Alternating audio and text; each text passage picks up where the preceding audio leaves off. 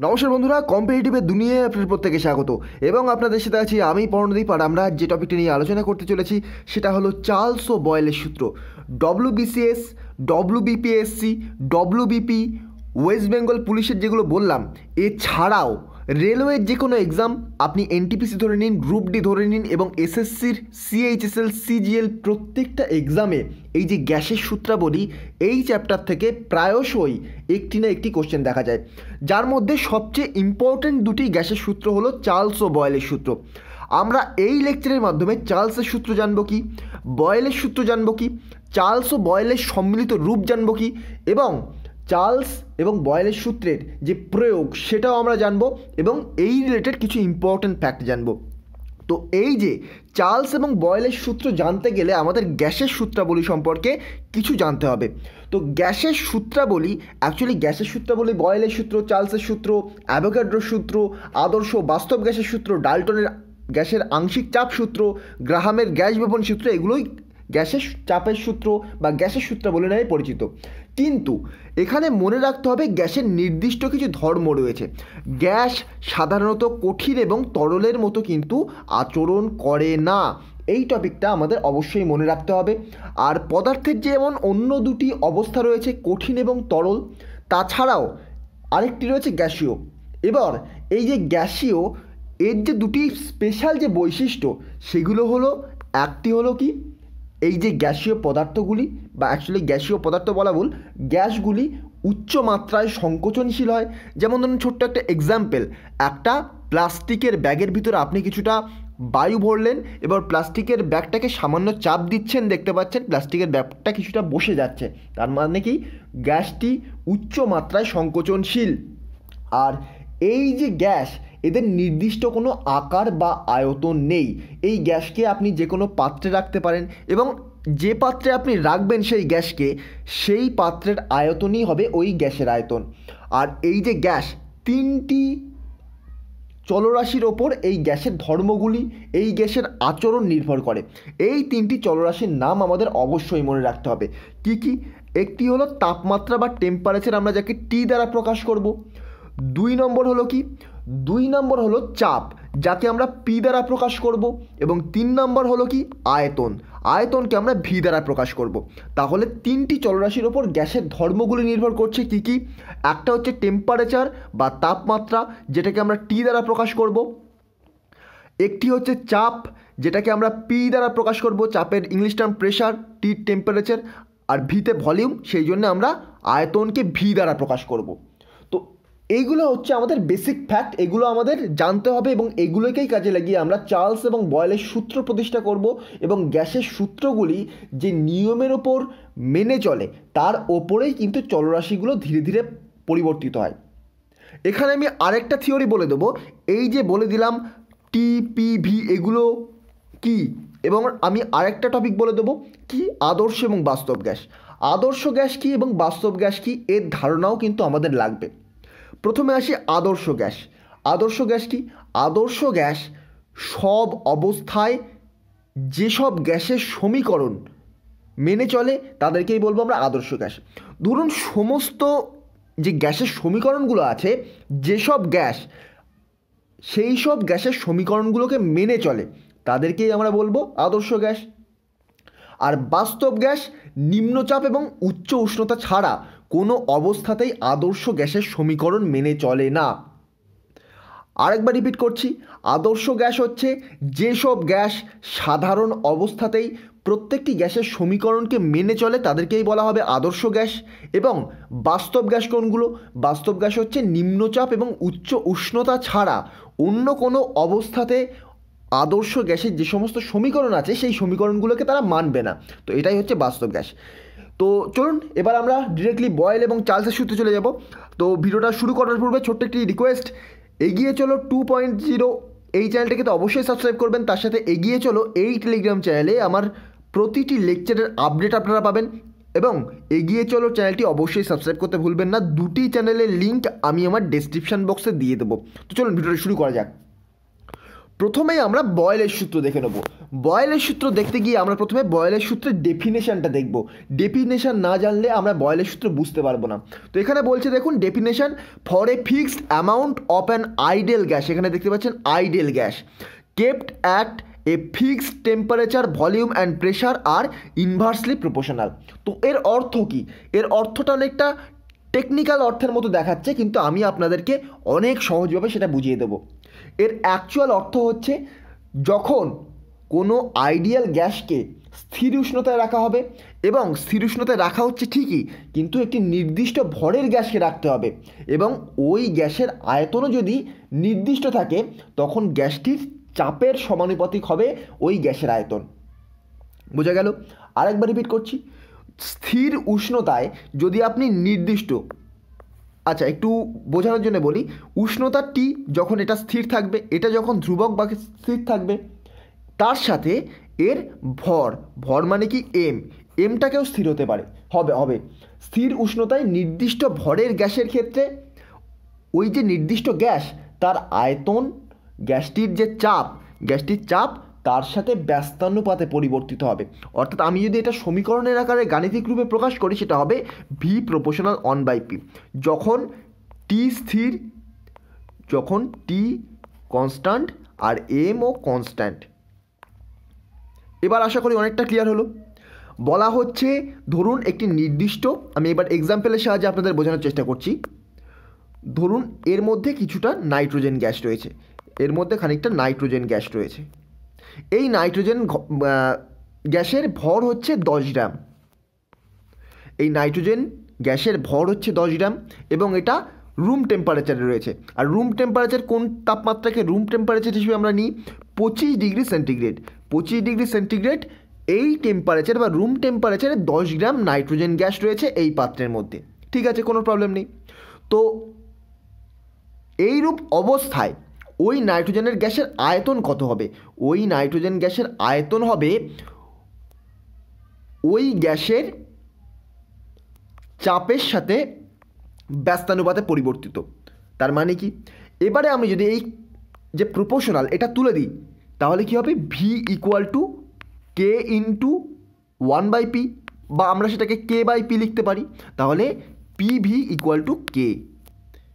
এটাই হচ্ছে সূত্র প্রতিষ্ঠা হয়ে গেল। আমি ফ্রেশভাবে আপনাদেরকে আরেকবার বোঝাচ্ছি। দেখুন, লক্ষ্য করুন, যদি কোনো গ্যাসের ক্ষেত্রে গ্যাসের ভর নির্দিষ্ট থাকে, গ্যাসের ভর পরিবর্তনশীল না হয়, পরিবর্তনশীল ধরুন গ্যাসের ভর পরিবর্তন হচ্ছে না, উষ্ণতাও পরিবর্তন হচ্ছে না, টেম্পারেচারও পরিবর্তিত হচ্ছে না, তখন কি হবে? তখন ওই গ্যাসের আয়তন, গ্যাসের যে চাপ তার সাথে ব্যস্তানুপাতে পরিবর্তিত হবে। এটাই হচ্ছে বয়েলের সূত্রের গাণিতিক রূপ। এইটাই বয়েলের সূত্রের গাণিতিক রূপ। এবারে এটাকে আমরা একটু ম্যাথামেটিক্যালি ফর্মুলাতে দেখব। তো এই যে ভি প্রপোর্শনাল 1/p, আমরা জানি এই যে প্রপোর্শনাল চিহ্ন, এই চিহ্নটাকে তুলতে গেলে আমরা কি করব? ভি ইকুয়াল টু একটা কনস্ট্যান্ট নিয়ে নেব, ধরি কনস্ট্যান্ট কে, 1/p হলো।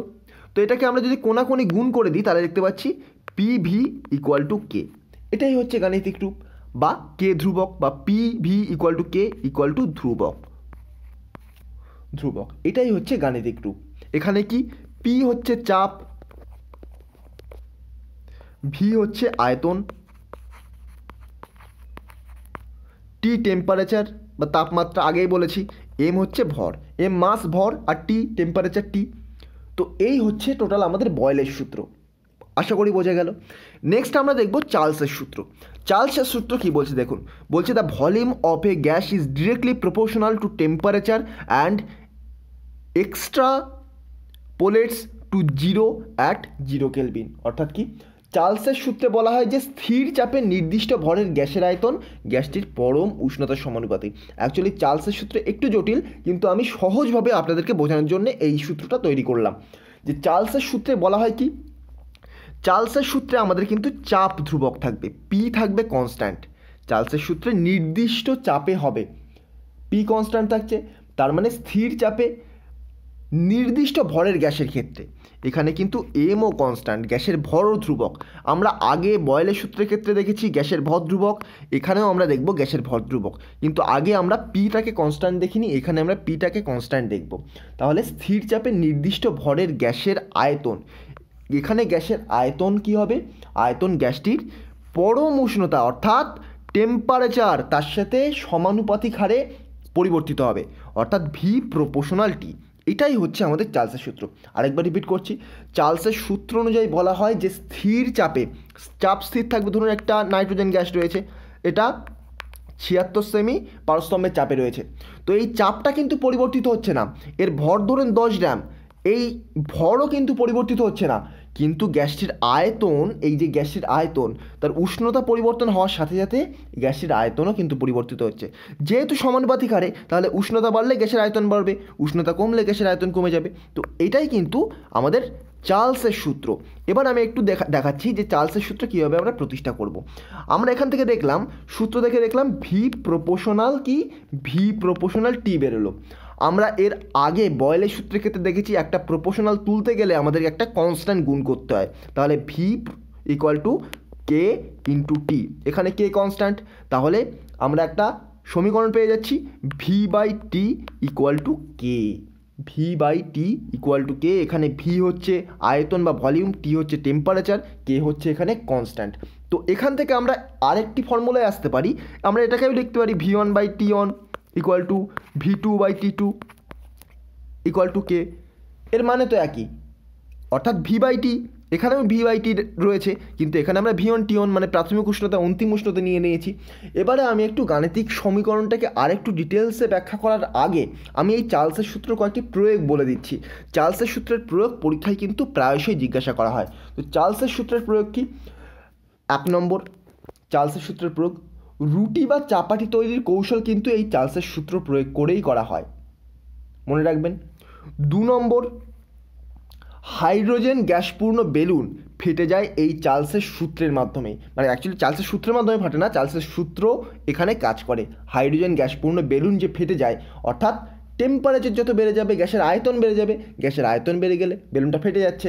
তো এটাই ছোট্ট একটা এক্সাম্পল। আর ঠান্ডা আবহাওয়ায় হিলিয়াম গ্যাসের বেলুন সংকুচিত হয়ে যায়, এখানে ভি প্রপোর্শনাল টি, অর্থাৎ টেম্পারেচার বাড়লে আয়তন বাড়বে, টেম্পারেচার যদি কমে যায় আয়তন কমে যাবে। তো একটা ধরুন বেলুনে 100 ধরুন গ্রাম থাকতে পারে, ধরুন 100 ভলিউম, 100 সেমি কিউ, আচ্ছা 100 সেমি কিউ থাকতে পারে গ্যাস, কিন্তু এখানে টেম্পারেচার করলে এখানে 90 সেমি কিউ থাকছে, তার মানে গ্যাস বেলুনটা তো সংকুচিত হয়ে যাচ্ছে।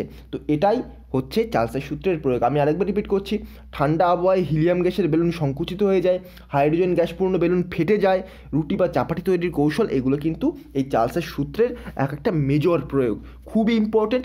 আর পরীক্ষায় কী টাইপের কোশ্চেন আসে এবার একটু বলে দিই। তো বয়েলের সূত্র থেকে পরীক্ষায় কোশ্চেন আসতে পারে যে বয়েলের সূত্রের ক্ষেত্রে নিম্নোক্ত কোনটি স্থির থাকে। তো অপশান আপনাকে দিতে পারে গ্যাসের আয়তন, গ্যাসের চাপ, গ্যাসের টেম্পারেচার, 3টে অপশান দিল, আরেকটি অপশান দিল কোনোটি নয়। সঠিক উত্তর কি? বয়েলের সূত্রের ক্ষেত্রে গ্যাসের উষ্ণতা স্থির থাকে, চার্লসের সূত্রের ক্ষেত্রে গ্যাসের চাপ স্থির থাকে। এই দুটো কখনোই ভুলবেন না, চার্লসের সূত্রের ক্ষেত্রে গ্যাসের চাপ আর বয়েলের সূত্রের ক্ষেত্রে গ্যাসের উষ্ণতা স্থির থাকে, এই দুটো কনস্ট্যান্ট। এরপর তারপরে সূত্রটা এগিয়ে যায়। তো বয়েল এবং চার্লসের সূত্রের সম্মিলিত একটি রূপ রয়েছে, সেটাও আমি আপনাদের সামনে তুলে ধরছি। আমি এখানে সূত্রটা প্রমাণ করছি না, আপনাদের কাছে অনেকটা জটিল হয়ে যাবে যারা সায়েন্স স্টুডেন্ট নন। তো আমি চার্লস এবং বয়েলের সমন্বয় যে সূত্র, সেটাও পরীক্ষায় অনেক সময় জানতে চাওয়া হয়। তো এখানে চার্লস এবং বয়েলের সমন্বয় সূত্র আমি একটু লিখে দিচ্ছি, P1 V1 by T1 equal to P2 V2 by T2। এটা হচ্ছে চার্লস এবং বয়েলের সূত্রের সম্মিলিত রূপ। এখানে P1 হচ্ছে প্রাথমিক চাপ, V1 প্রাথমিক আয়তন, T1 প্রাথমিক উষ্ণতা, P2 প্রাথমিক চাপ অন্তিম চাপ, V2 অন্তিম আয়তন এবং T2 হচ্ছে অন্তিম উষ্ণতা। তো এগুলো হচ্ছে বয়েল এবং চার্লসের সূত্রের সম্মিলিত রূপ। তো এই ছিল টোটাল বয়েল এবং চার্লসের সূত্রের ছোট্ট একটি আলোচনা। আশা করি আপনাদের কাছে বয়েল এবং চার্লসের সূত্রের ধারণাটা ক্লিয়ার হয়েছে। নেক্সট দিন আমরা অন্য একটি টপিক নিয়ে আলোচনা করব, হয়তো আমরা অ্যাভোগাড্রো সূত্র বা অন্যান্য আদর্শ গ্যাস। আচ্ছা, আমি যখন বয়েল এবং চার্লসের সমীকরণটা বলে দিলাম, তখন আমি আপনাদের এর সাথে আদর্শ গ্যাস সমীকরণটা বলে দিই। এটা সবসময় মনে রাখবেন, একটি গ্যাসের আদর্শ গ্যাসের সমীকরণ হচ্ছে PV equal to NRT, PV equal to NRT। এটা মনে রাখবেন। তো এই আরটাকে বলা হয় সার্বজনীন গ্যাস ধ্রুবক। এই আরের মান কিন্তু ভ্যারি করে, সবসময় একই থাকে না, অনেক রকম মান হয় আরের, সেখানে আমি এখন যাচ্ছি না। আরের মান পরীক্ষায় আসে, কিন্তু আপনারা একটু গুগল করে নেবেন, অনেকগুলো মান রয়েছে। আমি আপাতত বলতে গেলে আপনাদের একটু টাফ হয়ে যেতে পারে, কারণ আরের মান একটা থেকে আরেকটায় যাওয়াটা বেশি সোজা। তো আপনারা গুগল করে নেবেন, 3 থেকে 4টি মান আছে, তো সেখানে আপনারা প্রত্যেকটা মান খাতায় তুলে রাখতে পারেন। আর এই পিভি ইকুয়াল টু এনআরটি হচ্ছে এই যে আদর্শ গ্যাস সমীকরণ।